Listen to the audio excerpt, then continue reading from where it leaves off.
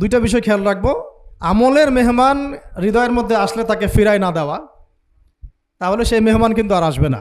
মেহমানকে মূল্যায়ন করলে মেহমান বারবার আসবে ইনশাআল্লাহ।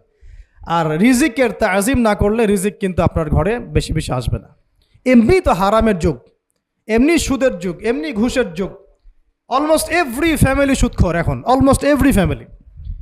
মেয়েরা স্পেশালি যারা শাশুড়ি টাইপের, আপনারা মাইন্ড করেন না, তাদের সাইকোলজি যে এতই নিচে নেমে গেছে এখন যে আমার মেয়ে জাহান্নামে যায় যাক, হ্যাঁ আমার মেয়ে জাহান্নামে যায় যাক, সমস্যা নাই, দুনিয়াতে সে যেন ভালো থাকে।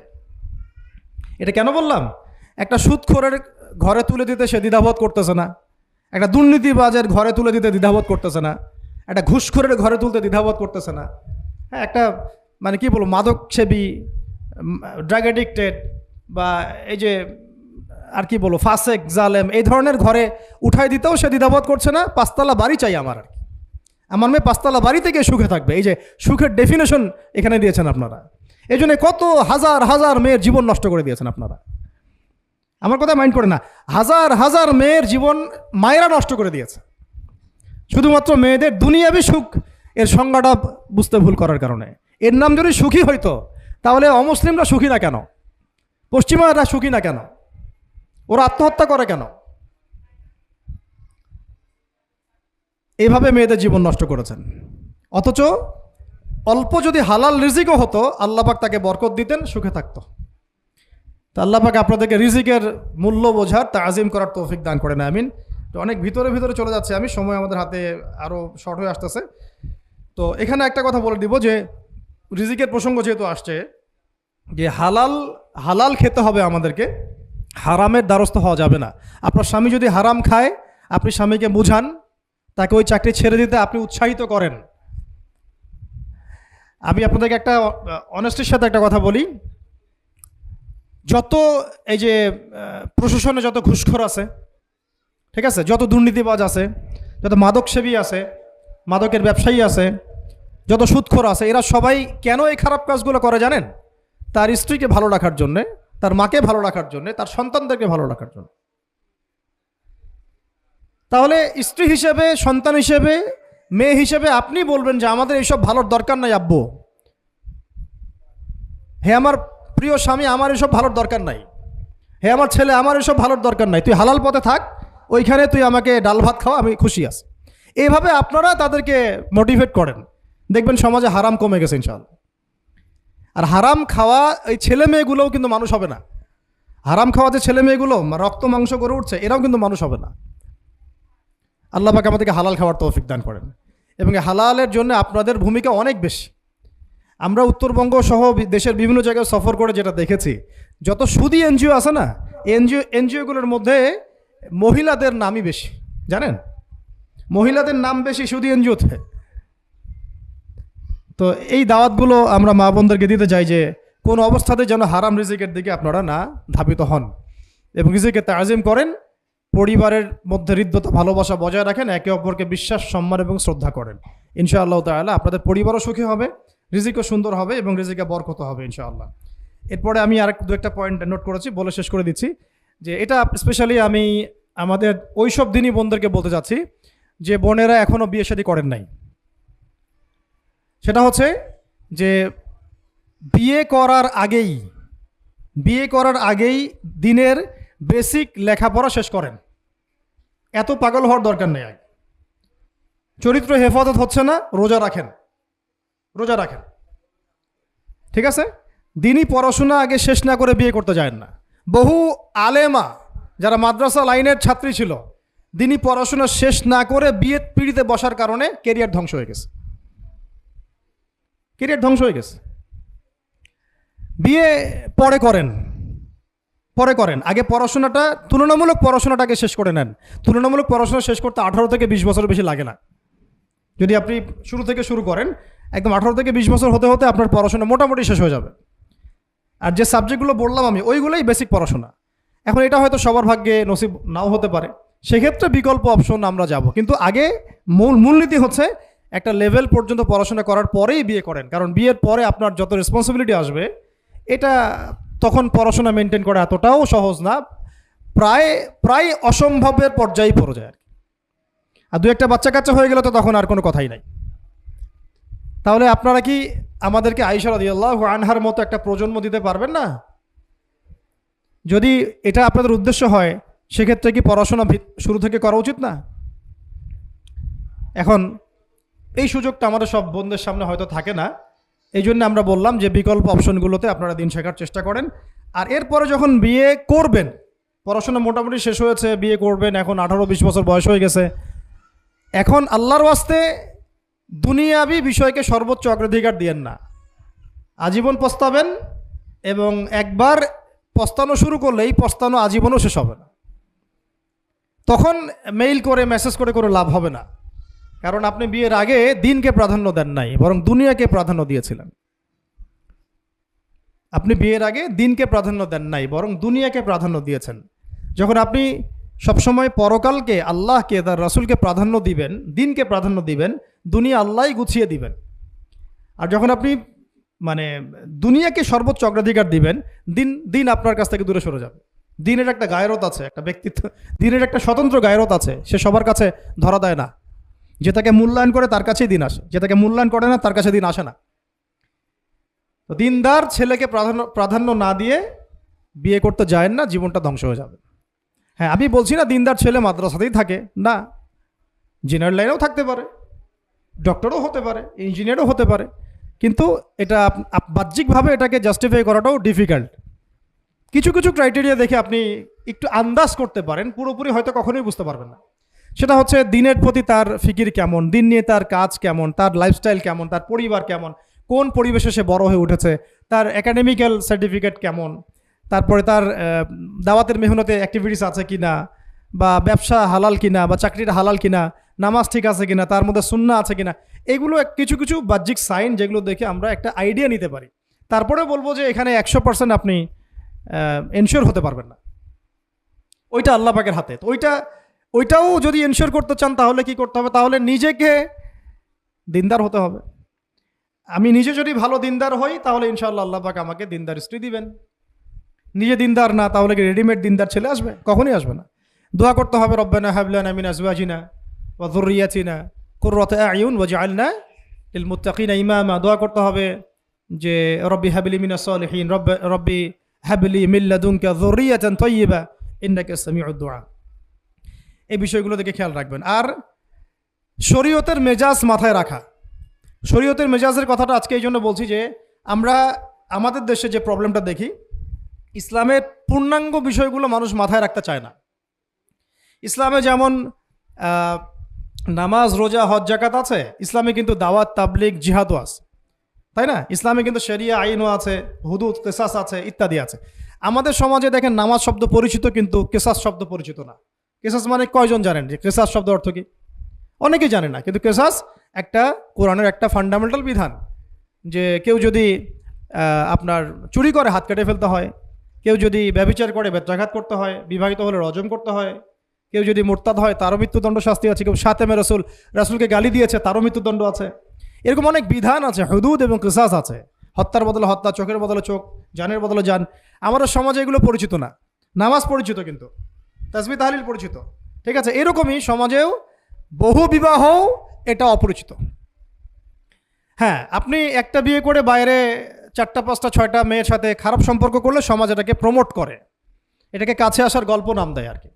কিন্তু একটা মেয়ের পুরো জীবনের রেসপন্সিবিলিটি আপনি নেবেন হালালভাবে, তখন সমাজ আপনাকে বাঁকা চোখে দেখবে এবং বিতর্কিত করবে।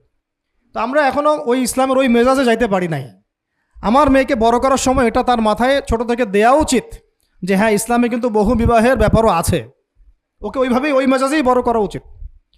এখানে আরেকটা প্রশ্ন আসতে পারে যে এটা তো ঐচ্ছিক। অবশ্যই ঐচ্ছিক, কেউ চাইলে করতে পারে, কেউ চাইলে নাও করতে পারে, সবার উপর এটা ফরজ না, কখনোই না। এবং এটাকে আমরা বড় স্কেলে এটাই সুন্নত এটাও বলতে পারবো না। ওইটা একটা নির্দিষ্ট প্রেক্ষাপটে অ্যাপ্লাই করার বিষয় ছিল। যেমন উহুদের যুদ্ধ হয়ে গেছে, অনেক মেয়ে এতিম হয়ে গেছে, এখন এই মেয়েগুলোর দায়িত্ব কে নিবে? বহু বিবাহের ব্যাপারটাতে আসলো তখন সূরা নিসার আয়াত যে তোমরা এখন পছন্দ হলে মাসনা সুলাসা রুবা করতে পারো। এটা কাউকে ফরজ করা হয় নাই, কারো উপরে ফরজ করা হয় নাই। যার সামর্থ্য আছে তোমরা করতে পারো, খালাস। ওই মেয়েগুলোর দায়িত্ব নিয়ে নেওয়া হলো রাষ্ট্রীয়ভাবে, এবং তারা সম্ভ্রম পেলো, সম্মান পেলো, গার্ডিয়ানশিপ পেলো। তাদের সমস্ত অধিকার ফিরে পেল। এটা ইসলামের একটা বিধান আছে। একেবারে এটাকে বাদ দিয়ে এটাকে অস্বীকার করা, কুফরি করলে কিন্তু কোরআনের সাথে আপনার কুফরি হয়ে যাবে। আপনার নিজস্ব রুচিবোধ থাকতে পারে যে আমি এটাকে পছন্দ করি না, সেটা আপনার ডিসিশন, এটা কোনো সমস্যার কিছু নাই। এমনকি ইসলাম আপনাদেরকে বলেছে যে মেয়ের অনুমতি ছাড়া তাকে বিয়েও দেওয়া যাবে না। সবার নিজস্ব জায়গা থাকতে পারে, কিন্তু ইসলামের প্রত্যেকটা বিধানকে মাথায় রাখা যেটা ইসলামের একটা অংশ। না হলে আমরা অনেক সামাজিক সমস্যার সমাধান দিতে পারবো না। বাংলাদেশে এখন 6 লক্ষ মেয়ে আছে যারা এতিম, অবিবাহিতা, বিধবা, আরও বেশি। আমরা রাষ্ট্রীয়ভাবে তাদের কোনো ব্যবস্থা করতে পারবো না, সম্ভব না। তো এইখানে মেয়েদেরকে, যেহেতু মেয়েদের মধ্যে আমি কথাগুলো বলছি, এই জন্য আমি এই কথাটা টাচ করলাম যে ইসলামের পূর্ণাঙ্গ বিষয়গুলো আমাদের মাথার মধ্যে রাখা, যে আমাদের যেন এমন কোনো বিষয়কে অস্বীকার করে না বসি যেটা আবার আমাকে ইমান থেকে বের করে দিবে। আমার নিজের আমল না হতে পারে, আমি নিজে সেটা পছন্দ না করতে পারি, বা আমার মতামত থাকতে পারে, সেটা আলাদা ইস্যুস, কিন্তু ইসলামের বিধানগুলোকে আমরা কোনোভাবে যেন ডিনাই করতে না যাই, এটা আমাদের মাথায় রাখতে হবে। আর এটা সমাজের কল্যাণের জন্যই আল্লাহ রাব্বুল আলামিনের পক্ষ থেকে একটা এখতিয়ার দেওয়া হয়েছে। আর দুটা বিষয় বলে শেষ করে দিচ্ছি, সেটা হচ্ছে ওই যে ইলমের কথা বলেছিলাম শুরুতে, এর সাথে আমি আমার ব্যক্তিগত জীবন থেকে বলছি, আর 3টা জিনিস ইলমের সাথে খুব বেশি কানেক্টেড, এটা মাথায় রাখবেন। একটা হচ্ছে আদব। একটা কি? আদব। আদব রক্ষা করতে না পারলে ইলম অর্জন করতে পারবেন না। তাই আদব রক্ষা করার জন্য আমাদেরকে ওই জেনারেল লাইনে পড়াশোনার মেজাজটা ত্যাগ করে আসতে হবে। আমরা ওইখানে যে মেজাজে পড়াশোনা করি, ওই মেজাজটা আমাদেরকে একটু কর্পোরেট হতে শেখায়। মানে আমি বেতন দিয়েছি 500 টাকা, আমি 500 টাকার ক্লাস পাইলাম না কেন, তাই না? মেজাজটা এরকম আর কি। অথচ এখানে ওস্তাদের দোয়া নেওয়ার জন্য আমাদেরকে সিরিয়ালে দাঁড়িয়ে থাকতে হবে। এটা হচ্ছে এই প্ল্যাটফর্ম, এটা হচ্ছে ওই অন্য জায়গা। এখানে একজন নবী হয়েও মুসা আলাইহিস সালাম যুগের পর যুগ হাঁটছেন এমন একজন ব্যক্তির সাক্ষাতের জন্য যিনি তার চেয়ে বেশি জ্ঞানী। তার নাম খিদর আলাইহিস সালাম, যিনি তাকে সাথে নিতে চাচ্ছেন না। তিনি বলছেন যে ইন্নাকা লান তাস্তাতিআ মাইয়া সাবরা, তুমি তো আমার সাথে ধৈর্য ধরতে পারবে না। কিন্তু মুসা আলাইহিস সালাম তারপরও চললেন, বারবার প্রশ্ন করলেন, কিন্তু শেষ পর্যন্ত সম্পর্ক কিন্তু নচ্ছেদ হয়ে গেল। মনে আছে কি? হাদিস সূরা কাহফের কথা বলছে।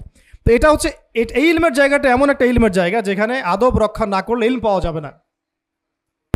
আরেকটা বিষয় হচ্ছে তাসকিয়া, ইলম অর্জন করে ওস্তাদের কাছ থেকে দোয়া নেওয়া এবং আত্মশুদ্ধি অর্জন করা। মনের মধ্যে কোনো হিংসা না রাখা। আমাদের সবার এখন মনের মধ্যে যে হিংসা দিয়ে ভর্তি, হিংসাগুলোকে ছেড়ে দেন, মন বড় করে ফেলেন, আল্লাহর জন্য ছেড়ে দেন, হিংসা ত্যাগ করেন, গীবত করা বন্ধ করে দেন, অপবাদ দেয়া তো একেবারেই নিষেধ, পরশ্রী কাতরতা ছেড়ে দেন, মনটাকে একদম খালেস করে রাখেন। একদম সাহাবী সম্পর্কে নবীজি বলছেন, এই যে এখন যে সাহাবী ঢুকবে মসজিদে ও জান্নাতি, সবাই আগ্রহ নিয়ে বসে আছে, কে এসে ঢুকলেন? জান্নাতি। পরের দিনও সেম কথা, এখন যে ঢুকবে সে জান্নাতি। সেম সাহাবী ঢুকলেন, পরের দিনও সেম কথা, এখন যে ঢুকবে সে জান্নাতি। সেম সাহাবী ঢুকলেন। এবার একজন সাহাবী কৌশল করে তার বাসায় গেলেন, দেখি তো কি আমল করে সে। তো দেখলেন তো রাত্রেবেলা তাহাজ্জুদে উঠতেছে না, এশার নামাজ পড়ে ঘুমায় গেছে, ফজরের নামাজে উঠলো। 3 দিন থাকলেন, 3 দিন সেম। তখন তিনি বললেন, আচ্ছা ভাই, তোমার ব্যাপারে নবীজি এরকম মন্তব্য করেছেন, তোমাকে তো এমন কোনো খাস আমল করতে দেখলাম না। তো তিনি বলছেন, আচ্ছা একটা বিষয় হতে পারে, আমি অত বেশি আমল হয়তো করি না, কিন্তু আমি যখন ঘুমাতে যাই আমি সবাইকে মাফ করে দিয়ে ঘুমাই। মন ফ্রেশ, মনটা থেকে সব বের করে দেওয়া, এটা তাসকিয়া, এটা ইলমের সাথে সম্পৃক্ত। আল্লাহ পাক আমাদের সবাইকে এই বিষয়গুলো বোঝার তৌফিক দান করেন, আমিন।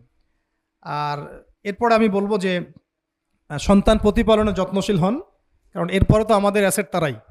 এবং মেয়েদেরকে আমি বলবো যে আপনারা বেশি বেশি সন্তান নেবেন। কে শিখাইছে একটা বাচ্চা নিতে হবে, 2টা বাচ্চা নিতে হবে? এগুলো বোগাস কথাবার্তা পশ্চিমারা শিখাইছে। আর নবী সাল্লাল্লাহু আলাইহি ওয়াসাল্লাম কি বলেছেন? আমি সেই নারীদেরকে নিয়ে গর্ব করব যেই নারীরা বেশি বেশি সন্তান জন্ম দিতে পারে। আমি আমার উম্মতের সংখ্যা নিয়ে গর্ব করব। হ্যাঁ, সবার ফিজিক্যাল কন্ডিশন এক না হতে পারে, কিন্তু এই মানসিকতাটা ত্যাগ করতে হবে যে আমার একটাই, 2টি সন্তানের বেশি নয়, একটি হলে আরও ভালো হয়। এইসব পশ্চিমা তন্ত্রমন্ত্র বন্ধ করতে হবে, ঠিক আছে? এরপরে বলবো যে মিডিয়া দিয়ে, আচ্ছা, এই সন্তান প্রতিপালনের ক্ষেত্রে একটা কথা বলে দেই যে প্যারেন্টিংয়ের অনেক বই বাজারে বের হয়েছে, প্যারেন্টিং টিপস আছে। এই প্যারেন্টিংটা নিয়ে আলাদা ইনশাল্লাহ একদিন সেশন করবো, এখানে অনেক কথা বলার আছে। সন্তান প্রতিপালন একটা শিল্প, সন্তান প্রতিপালনটা একটা শিল্প, খুব ধৈর্যের কাজ, সবরের কাজ, লেগে থাকার কাজ। সন্তানকে সময় দেওয়া, ওর খাবারের দিকে খেয়াল রাখা, ওর মানসিকতার দিকে খেয়াল রাখা, ওর ফিজিক্যাল অ্যাক্টিভিটিস দিকে খেয়াল রাখা, ওর মানে আত্মা দূষিত হয়ে যাচ্ছে কিনা এটা খেয়াল রাখা, ওর ভালো একাডেমিক পরিবেশ নিশ্চিত করা, ভালো ওস্তাদ দেওয়া, ওর সাথে মেশা, ওকে আদর করা, অনেক কিছু আছে। এটা নিয়ে ইনশাল্লাহ আমরা একদিন আরেকটা সেশন করবো ইনশাল্লাহ। তো সন্তান প্রতিপালনের সাথে আমি বলবো যে প্রচলিত যে মিডিয়াগুলো, এই জি বাংলা, স্টার জলসা, এই যে পিছনে লেখা আছে যে অপসংস্কৃতি, এক কথায় বিজাতীয় অপসংস্কৃতি, এই মিডিয়াগুলো বাসা থেকে বন্ধ করে দেন বা একেবারে টেলিভিশনের দরকার নেই বাসায়। অনলাইনে আমরাও কিছু কিছু ক্ষেত্রে আসলে আমরাও অনলাইনের মধ্যে ডুবে গেছি। আমি নিজেও ফিকির করছি, চেষ্টা করছি এখান থেকে বের হওয়ার জন্য। আপনারাও বের হন, মানে প্র্যাকটিক্যাল জীবনে আসেন। এটা একটা ভার্চুয়াল জগৎ, এখান থেকে আমরা যা দেখি এটা আমাদের মাথার মধ্যে প্রভাব বিস্তার করে। বহু সামাজিক ঘটনা এবং পারিবারিক অঘটন এই ফেসবুক, ইউটিউব থেকে হচ্ছে। এই কন্টেন্টগুলো দেখা আমাদেরকে বন্ধ করতে, বাস্তবতার সাথে এগুলো কোনো সম্পর্ক নাই। আমাদের কিতাব পড়ার অভ্যাস বেশি করে বাড়াতে হবে, ওস্তাদদের সহবতে যাওয়া, আমল করা, কান্নাকাটি করা, দোয়া করা, ইস্তেগফার করা, আল্লাহর সাথে কানেকশন। আল্লাহ পাক আমাদেরকে মিডিয়ার এই রং ঢং বলি আমি, মিডিয়ার এই রং ঢংগুলো ত্যাগ করতে হবে। মিডিয়া একটা কিছু দেখলে আমাকে কেন কিনতে হবে? কেন আমি একটা মিডিয়াতে দেখলাম যে এরকম একটা নতুন অর্নামেন্টস আসছে, আমাকেই কেন কিনতে হবে? কেন আমাকে, কেন আমি ওইটার জন্য আবার বাসায় চাপ দিব? কেন ওইটা আমি আমার পরিবারে ফাসাদ সৃষ্টি করার কারণ হবে? প্রয়োজন নাই। আর আমাদের মানে মাদ্রাসার মেয়েদেরকেও এইসব থেকে দূরে রাখতে হবে, মিডিয়া থেকে দূরে রাখতে হবে। মানে সব মিডিয়া উপকারী না, বরং মিডিয়ার মধ্যে 99%ই ইসলামিক মিডিয়া না। যদি এটা হতো যে সব এর মধ্যে অ্যাটলিস্ট 10% ইসলামিক মিডিয়া, তাহলে বলতাম ওগুলো অ্যাটলিস্ট দেখেন। কিন্তু এখানে কিন্তু সেই সুযোগটাও পাচ্ছেন না। খুব কম মিডিয়া আমাদেরকে প্রকৃত বিষয়টা শেখায় এবং সত্যের কাছাকাছি নিয়ে আসে। বেশিরভাগ মিডিয়াই প্রতারণাপূর্ণ এবং কর্পোরেট সেকশন, এগুলো থেকে আল্লাহ পাক আমাদেরকে দূরে থাকার তৌফিক দান করেন এবং এই কালচারগুলো ছেড়ে দেন। হিন্দুদের কালচারের সাথে আমাদের কী সম্পর্ক? আমরা মুসলিম, আমরা মুহাম্মদ সাল্লাল্লাহু আলাইহি ওয়াসাল্লামের উম্মাহ। আমাদের সাথে মুশরিকদের কী সম্পর্ক? আমাদের সাথে ইহুদিদের কী সম্পর্ক? আমাদের সাথে খ্রিস্টানদের কী সম্পর্ক থাকতে পারে? আমরা কেন ওদের সংস্কৃতি গ্রহণ করব? কিসের জন্মদিন, কিসের মৃত্যু দিবস, হ্যাঁ, কিসের এসব গায়ে হলুদ, কিসের এসব বৌভাত, এগুলো কি? এগুলোর সাথে আমাদের কী সম্পর্ক? আমাদের সাথে সম্পর্ক হচ্ছে হিজাবের, সালাতের, তাসবির, সিজদার, জায়নামাজের, আতরের, খুশবুর, মিসওয়াকের। আমাদের সাথে এগুলোর সম্পর্ক। আমাদের সাথে সম্পর্ক হিজাবের, আমাদের সাথে সম্পর্ক ইসলামিক ক্যালিগ্রাফির, ইসলামিক, আমাদের সাথে সম্পর্ক কোরআনের, হাদিসের, সিরাতের, লেখাপড়া, ইলমি পরিবেশের, তাসাউফের, এগুলো আমাদের কালচার। তো কালচার খুব ইম্পর্টেন্ট। কালচার থেকে দূরে সরে গেলে আমাদের আকীদা নষ্ট হয়ে যায়। আল্লাহ পাক আমাদেরকে আমাদের কালচার ধরে রাখার তৌফিক দান করেন। আর দুটো কথা হচ্ছে, হিজাবে কঠিন হন, হিজাব একটু কঠোর হয়ে যান। এটা নিয়ে হয়তো আলোচনা শুনেছেন আপনারা, আমি জানি না পয়েন্টটা এসেছিল কিনা। তো হিজাবে আরও অনেক কঠিন হতে হবে আমাদেরকে, আস্তে আস্তে আরও। একবারে তো হয়তো আপনারা সব কিছু শক্ত করে ধরতে পারবেন না, অ্যাটলিস্ট আপনার ধারাবাহিকতা বজায় রাখ।